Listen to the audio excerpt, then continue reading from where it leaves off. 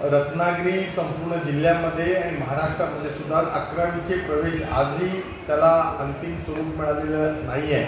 आणि त्यामुळे रत्नागिरी विधानसभा मतदारसंघाचा जर आपण विचार केला तर शहरामध्ये साधारण 500 विद्यार्थी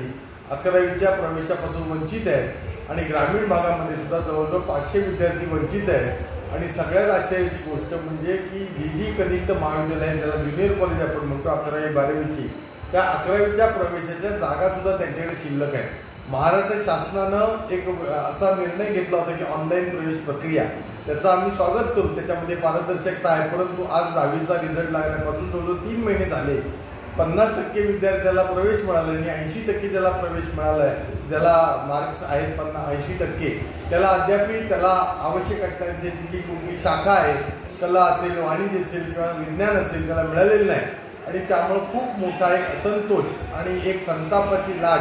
आज सगळ्या पालकवर्गामध्ये आणि तरुण वयाच्या जे 11वीचे विद्यार्थी त्यांच्या कुटुंबामध्ये आलेली आहे। आणि त्यामुळे शिवसेना उद्धव बाळासाहेब ठाकरे पक्षाच्या वतीनं जर 8 दिवसामध्ये ही निर्णय प्रक्रिया अंतिम झाली नाही तर शिवसेना युवा सेनेच्या माध्यमातून रत्नागिरी जिल्ह्यामध्ये एक मोठं आंदोलन आम्ही या ठिकाणी करणार आहोत। आणि म्हणून माझी या निमित्तानं विनंती आहे की ज्यांना प्रवेश मिळालेला अद्यापही नाही आहे त्यांनी माझा मोबाईल नंबर आहे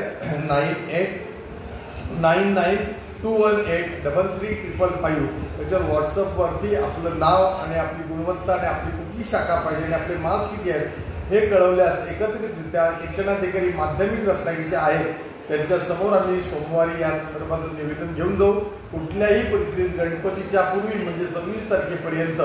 जर ही राज्य शासनानं अंतिम प्रवेश परीक्षा